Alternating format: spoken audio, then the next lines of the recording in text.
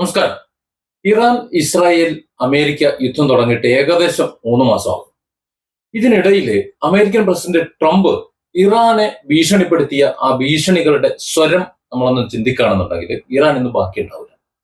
അതായത് ഇറാനെ പപ്പടപ്പൊടിയാക്കും, കാളവണ്ടി യുഗത്തിലേക്ക്, പഴയ ശിലായുഗത്തിലേക്ക് കൊണ്ടുപോകും, ഇറാൻ ഭസ്മമാക്കും, ഇറാന്റെ എല്ലാ ശേഖരങ്ങളും തച്ചുടയ്ക്കും, ഇറാന്റെ ദ്വീപുകൾ, കാർഗിൽ ദ്വീപൊക്കെ അതേ ഭസ്മമാക്കാൻ പോകുന്നു എന്ന രീതിയിൽ ഓരോ ദിവസവും ട്രംപ് ഭീഷണി മുഴക്കുന്നുണ്ട്. പക്ഷെ എന്നിട്ടും എന്തുകൊണ്ടാണ് അത് ചെയ്യാത്തത് എന്ന്, അതായത് ഭീഷണിപ്പെടുത്തിക്കൊണ്ടേയിരിക്കുക. അതായത് ഞങ്ങൾ ഇപ്പൊ പൊട്ടും ഏതോ ഒരു സിനിമയിൽ നെടുമുടി പറഞ്ഞതുപോലെയുള്ള ഒരു ഡയലോഗാണ് അടിച്ചുകൊണ്ട് നിൽക്കുന്നത്.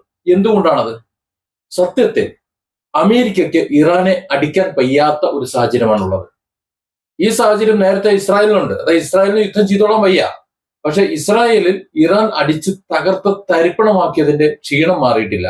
ഇപ്പൊ കഴിഞ്ഞ ദിവസം അത് പൊട്ടിത്തെറിയായാലും ഇനി ഇറാൻ ഇട്ടതായാലും ഹിസ്ബുള്ള ഇട്ടതായാലും വലിയ ഒരു പൊട്ടിത്തെറിയാണ് ഇസ്രായേലിൽ സംഭവിച്ചത്. അമേരിക്കൻ പ്രസിഡന്റ് ട്രംപിനെ സംബന്ധിച്ചിടത്തോളം ഇങ്ങനെ വിടുവായത്തം പറയാനല്ലാതെ മറ്റു മാർഗങ്ങളില്ല. ഇപ്പോ ഇന്നലെ ടൈംസ് ഓഫ് ഇസ്രായേലില് ഒരു വാർത്ത വന്നിരുന്നു, ഞാൻ ഇതിൽ വീഡിയോ ചെയ്തിട്ടുണ്ട്. ഇന്ന് ഹിന്ദുസ്ഥാൻ ടൈംസിൽ ഒന്നുകൂടി ക്ലിയർ ആയി അതിനെക്കുറിച്ച് പറയുന്നുണ്ട്. ഇറാൻ യുദ്ധപ്രതിസന്ധി ആണ്, ഇറാൻ യു എസിന് യുദ്ധപ്രതിസന്ധി ഉണ്ട്. അതായത് യു എസിന് ഇറാനെ ആക്രമിക്കുന്നതിന് ചില പരിധികളുണ്ട്, അല്ലെങ്കിൽ ചില പ്രയാസങ്ങളുണ്ട് എന്ന്. നേരിട്ട് ട്രംപിന് ഇറാനെ ആക്രമിച്ച് കീഴ്പ്പെടുത്താൻ പ്രയാസമുണ്ട്, ബുദ്ധിമുട്ടുണ്ട്, അത് സാധിക്കില്ല എന്ന് ട്രംപിന് ബോധ്യപ്പെട്ടപ്പോൾ ട്രംപ് ഭീഷണി മുഴക്കിക്കൊണ്ടിരിക്കുകയാണ്. അതുപോലെ നയതന്ത്ര പൂട്ട് ഉണ്ടാക്കി കൊടുത്തുകൊണ്ടിരിക്കുകയാണ് ഓരോ രാജ്യങ്ങൾ. ഇപ്പൊ പാകിസ്ഥാനെ പിടിച്ചേക്കുന്നത്, പാകിസ്ഥാന് കുറിപ്പ് കൊടുക്കുന്നു, പാകിസ്ഥാൻ ഇറാന് കുറിപ്പ് കൊടുക്കുന്നു, ഇറാൻ പാകിസ്ഥാന് കുറിപ്പ് കൊടുക്കുന്നു, അത് നേരെ അമേരിക്കയ്ക്ക് കൊടുക്കുന്നു. ഇങ്ങനെ അങ്ങോട്ടും ഇങ്ങോട്ടും ആരെയെങ്കിലും ഒക്കെ ചേർത്ത് പിടിച്ചുകൊണ്ട് ഇതെങ്ങനെയെങ്കിലും ഒന്ന് നിർത്തേണ്ടത് ട്രംപിന്റെ ആവശ്യമാണ്. കാര്യം വലിയ വെല്ലുവിളിയാണ് ട്രംപ് നേരിട്ടുകൊണ്ടിരിക്കുന്നത് സൈനികമായിട്ട്. അമേരിക്കയും ഇറാനും തമ്മിലുള്ള നയതന്ത്ര ചർച്ച പരാജയത്തിൽ നിന്ന് പരാജയത്തിലേക്ക് പോകുന്നതും അതുകൊണ്ട് തന്നെ. കാരണം ഇത് ഇറാൻ അറിയാം വളരെ വ്യക്തമായിട്ട്. ഇപ്പൊ വീണ്ടും ചർച്ച പരാജയത്തിലേക്ക് നീങ്ങുന്നതായിട്ടും മിഡിൽ ഈസ്റ്റില് മറ്റൊരു യുദ്ധത്തിനുള്ള, ഇപ്പൊ കഴിഞ്ഞു പോയിട്ടുള്ള യുദ്ധത്തിനേക്കാൾ ഭീകരമായിട്ടുള്ള മറ്റൊരു യുദ്ധത്തിനുള്ള സാധ്യതകൾ ശക്തമാകുന്നതായിട്ടും അന്താരാഷ്ട്ര മാധ്യമങ്ങൾ റിപ്പോർട്ട് ചെയ്യുന്നുണ്ട്. കാരണം മാധ്യമങ്ങൾ കരുതുന്നത്, അല്ലെങ്കിൽ വരുന്ന റിപ്പോർട്ടുകൾ അനുസരിച്ച് ഒരു മാർഗവും ഇല്ല ഇനി. ഇതിങ്ങനെ പോയി കഴിഞ്ഞാൽ നടക്കില്ല. ഒരുമിച്ച് ഒറ്റയടിക്ക് ഇറാനെ തീർത്തുകൊണ്ട് ആ തീരുമാനമാക്കാം. അല്ലാതെ ഇറാന്റെ എണ്ണയും യുറേനിയം ലക്ഷ്യപ്പെട്ടുകൊണ്ട് വെറുതെ ഇങ്ങനെ തങ്ങി നിന്ന് പാട്ടിലാക്കി കൊള്ളയടിച്ചു കൊണ്ടുപോകാന്നുള്ള തന്ത്രം അതിന് വിലപ്പോവില്ല. അതുകൊണ്ട് നാണക്കേട് മാറ്റാൻ വേണ്ടി ഒരു ഉഗ്രയുദ്ധം തന്നെ നടത്തേണ്ട ഒരു സാഹചര്യം അമേരിക്കൻ പ്രസിഡന്റ് ഡൊണാൾഡ് ട്രംപ് തേടുന്നുണ്ട്. പാകിസ്ഥാന്റെ മധ്യസ്ഥർ വഴി ഇറാൻ സമർപ്പിച്ച പുതിയ സമാധാന നിർദ്ദേശങ്ങൾ അമേരിക്കൻ പ്രസിഡന്റ് ഡൊണാൾഡ് ട്രംപും അദ്ദേഹത്തിന്റെ ഭരണകൂടവും തള്ളിയത് അതുകൊണ്ട് തന്നെയാണ്. അങ്ങനെ തള്ളിയതോടുകൂടി മേഖലയിൽ വീണ്ടും യുദ്ധഭീതി വർദ്ധിച്ചിട്ടുണ്ട്. മെയ് 17 ഇസ്ലാമാബാദ് വഴി ഇറാൻ തങ്ങളുടെ പുതിയ സമാധാന കരാർ നിർദ്ദേശങ്ങൾ വാഷിംഗ്ടണിന് കൈമാറിയിരുന്നു. ഇറാൻ അതില് ആ നിർദ്ദേശങ്ങൾ നേരത്തെ പറഞ്ഞതുപോലെ തന്നെ, ഇറാന്റെ കാര്യം നമുക്കറിയാലോ, ഇറാന്റെ നിർദ്ദേശങ്ങൾ അല്ലെങ്കിൽ യുദ്ധം പൂർണ്ണമായിട്ട് നിർത്തണം, ഹോർമൂസ് കടലെടുക്ക് തങ്ങൾക്ക് തന്നെ വേണം, അതുപോലെ തങ്ങളുടെ മരവിപ്പിച്ചുള്ള സ്വത്തുവകൾ തിരിച്ചു കിട്ടണം, ഇനി മേലിൽ അമേരിക്കയോ അല്ലെങ്കിൽ മറ്റു രാജ്യങ്ങളോ ആരും ഇറാനെ കയറി അടിക്കില്ല എന്നുള്ള ഉറപ്പ് ഞങ്ങൾക്ക് കിട്ടണം. ഇങ്ങനെയുള്ള കാര്യങ്ങൾ, അത് മാത്രമാണ് അവർക്ക് എഴുതാനുള്ളത്, മറ്റൊന്നും ഇറാൻ എഴുതാനില്ല. പക്ഷെ അത് അപൂർണമാണ്, അത് തൃപ്തികരമല്ല എന്നൊക്കെയാണ് വൈറ്റ് ഹൗസ് ഉദ്യോഗസ്ഥന്മാർ പറയുന്നത്. അവർ പറയുന്ന രീതിയിലുള്ള കുറിപ്പുകൾ ഇറാൻ തയ്യാറാക്കി കൊടുക്കുകയാണെന്നുണ്ടെങ്കിൽ അവർ അംഗീകരിക്കും. അതിനാകട്ടെ പക്ഷെ ഇറാൻ സമ്മതിക്കുന്നുമില്ല. ഇറാന്റെ യുറേനിയം സമ്പുഷ്ടീകരണം പാടില്ലെന്നോ അല്ലെങ്കിൽ അവരുടെ പക്കലുള്ള ആണവ ശേഖരത്തെയോ ബാധിക്കുന്ന തരത്തിലുള്ള യാതൊരുവിധ വിട്ടുവീഴ്ചകളും പുതിയ നിർദ്ദേശത്തിൽ ഇല്ല എന്ന് അമേരിക്ക കുറ്റപ്പെടുത്തുന്നുണ്ട്. വെറും ഒരു ഉപരിപ്ലവമായിട്ടുള്ള ഒരു മാറ്റം, അതായത് നേരത്തെയുള്ള ആ സംസാരം, കുറിപ്പുകൾ, അതിനെ മറ്റൊരു രീതിയിൽ എഴുതി ഒരു കടലാസ് എഴുതി കൊടുക്കുക മാത്രമാണ് ഇറാൻ പറയുന്നതെന്നും ആണവ പദ്ധതികളിൽ വ്യക്തവും ശക്തവുമായിട്ടുള്ള ഉറപ്പുകൾ നൽകാതെ ഇറാനുമേലുള്ള ഉപരോധങ്ങൾ നീക്കാൻ കഴിയില്ല എന്നുള്ള നിലപാടിലാണ് ട്രംപ്. ഇറാൻ തങ്ങളുടെ ആണവ നിലപാടുകളിൽ മാറ്റം വരുത്താൻ തയ്യാറാകാത്ത പക്ഷം ഇനി ചർച്ചകൾ ബോംബുകളിലൂടെ ആയിരിക്കും എന്നും, അതായത് എയർ സ്ട്രൈക്കിലൂടെ ആയിരിക്കും ഇനി ഇറാന് മറുപടി കൊടുക്കുക എന്നാണ് മുതിർന്ന US ഉദ്യോഗസ്ഥർ അറിയിപ്പ് നൽകുന്നത്. ഇത് പതിവായി എന്നും പറയുന്നത് പോലെ തന്നെയാണ്. ബോംബുകൾ ഇടും, നിങ്ങളെ പഴയ യുഗത്തിലേക്ക് കൊണ്ടുപോകും, ഗസയെ പോലെ ഭസ്മീകരിച്ചു കളയും എന്നൊക്കെയല്ല. ആ ഭീഷണി വീണ്ടും തുടരുകയാണ്. ട്രംപ് തന്റെ ദേശീയ സുരക്ഷാ സമിതിയെ വിളിച്ചിട്ട് ഇറാന്റെ എതിരെയുള്ള വ്യോമാക്രമണ പദ്ധതികളും യുദ്ധ സാഹചര്യങ്ങളും ഒക്കെ വിലയിരുത്താൻ ഒരുങ്ങുകയാണ്. അടുത്ത ഒരു 24 മണിക്കൂർ അല്ലെങ്കിൽ ഒരു 48 മണിക്കൂറിനുള്ളിൽ ഇറാനെതിരെ അമേരിക്ക വീണ്ടും ശക്തമായ സൈനിക നീക്കം ആരംഭിച്ചേക്കാമെന്നാണ് അൽ ജസീറ റിപ്പോർട്ട് ചെയ്യുന്നത്. പക്ഷേ അത്തരത്തിലൊരു നീക്കത്തിന് അമേരിക്കൻ പ്രസിഡന്റ് ട്രംപ് തയ്യാറാകുമോ എന്ന് കണ്ടറിയണം. അതിന് കാരണമുണ്ട്. ഇറാനെ പൂർണ്ണമായി കീഴ്പ്പെടുത്താൻ ട്രംപിന് സാധിക്കാത്തത് വൈറ്റ് ഹൗസിൽ വലിയ നിരാശയ്ക്ക് കാരണമായിട്ടുണ്ട്. അത് കൂടാതെ ചൈനീസ് പ്രസിഡന്റ് ജി ജിൻപിങ്ങുമായിട്ടുള്ള ചർച്ചകൾ പ്രതീക്ഷിച്ചത്ര ട്രംപ് ഇവിടെ നിന്ന് വണ്ടി കയറി അങ്ങോട്ട് ചെന്നെങ്കിലും അവർ പ്രതീക്ഷിച്ചത്ര ഒരു അനുകൂലമാകാത്തതും ട്രംപിന് അന്താരാഷ്ട്ര തലത്തിൽ കൂടുതൽ കടുത്ത തീരുമാനങ്ങൾ എടുക്കാൻ പ്രേരിപ്പിക്കുന്നുണ്ട്. കാരണം ചൈനയിൽ പരാജയപ്പെട്ടു എന്നുണ്ടെങ്കിലും തങ്ങൾക്ക് ചൈനയുടെയോ അല്ലെങ്കിൽ മറ്റാരുടെയോ ഒന്നും സപ്പോർട്ട് ആവശ്യമില്ല, അല്ലാതെ തന്നെ ഞങ്ങൾക്ക് ഒരു പീക്കിൽ ഇറാനെ പൂട്ടാൻ ഞങ്ങൾക്ക് കഴിയും എന്ന് തെളിയിച്ചു കൊടുക്കേണ്ട ഒരു എന്താ പറയാ ഒരു അഭിമാന പ്രശ്നമായി ട്രംപിന് ഇപ്പൊ അത് മാറിയിട്ടുണ്ട്. ഇസ്രായേൽ പ്രധാനമന്ത്രി ബെഞ്ചമിൻ നെതന്യാഹുവുമായിട്ട് ട്രംപ് നടത്തിയിട്ടുള്ള ഫോൺ സംഭാഷണത്തിലും ഇറാനെതിരെ വളരെ ശക്തമായിട്ടുള്ള ഒരു സൈനിക നീക്കം നടത്തുന്നതിനെ കുറിച്ച് ചർച്ച ചെയ്തതായിട്ട് റിപ്പോർട്ടുണ്ട്. ഇറാന്റെ ഭാഗത്തു നിന്നുള്ള ഭീഷണികളെ തടയാൻ ആക്രമണം മാത്രമാണ്, ഇറാനെ തച്ചുടയ്ക്കൽ മാത്രമാണ്, അല്ലെങ്കിൽ ഇറാന്റെ ഭരണകൂടത്തെ മുഴുവൻ നശിപ്പിക്കൽ മാത്രമാണ് ഏക പോംവഴി എന്നാണ് നെതന്യാഹുവും വാഷിംഗ്ടണിലെ കടുത്ത യുദ്ധ അനുകൂലികളും ട്രംപിനെ ബോധ്യപ്പെടുത്തുന്നത്.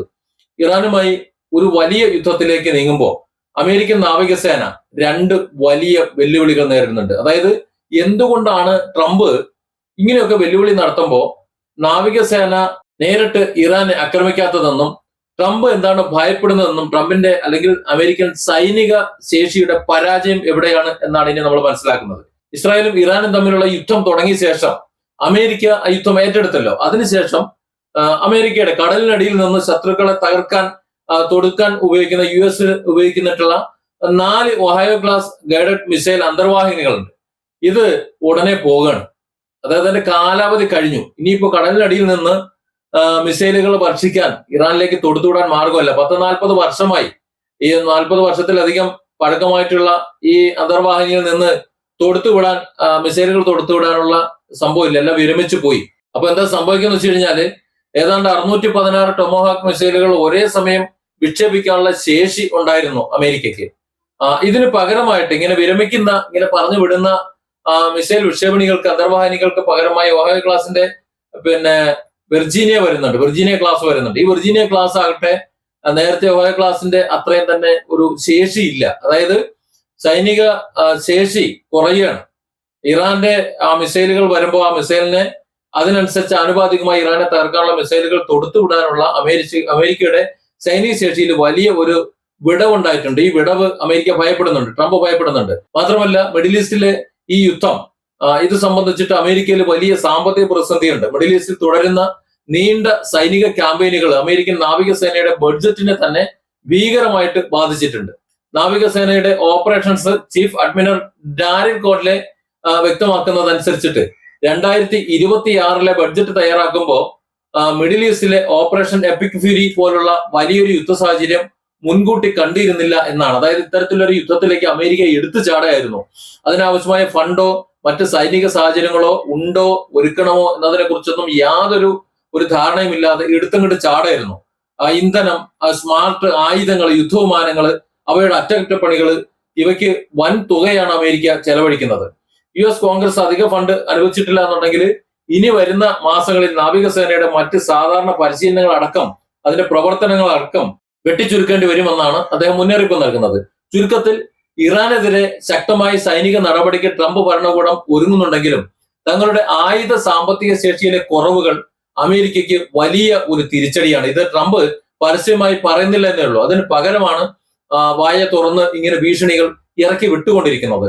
നയതന്ത്ര ചർച്ചകൾ പൂർണ്ണമായി പരാജയപ്പെട്ടാൽ മിഡിൽ ഈസ്റ്റിൽ വലിയൊരു നാശനഷ്ടത്തിന് കാരണമാകുന്ന കടുത്ത യുദ്ധത്തിലേക്ക് കാര്യങ്ങൾ നീങ്ങുമെന്നാണ് ഈ റിപ്പോർട്ടുകൾ സൂചിപ്പിക്കുന്നത്. അതായത് അമേരിക്കൻ പ്രസിഡന്റ് ഡൊണാൾഡ് ട്രംപിനെ സംബന്ധിച്ചിടത്തോളം ഇനി നേരായ വഴിയിൽ ഒരു യുദ്ധമോ അല്ലെങ്കിൽ നേരായ വഴിയിൽ ഒരു ഉയർത്തെഴുന്നേൽപ്പോ ഉണ്ടാവില്ല.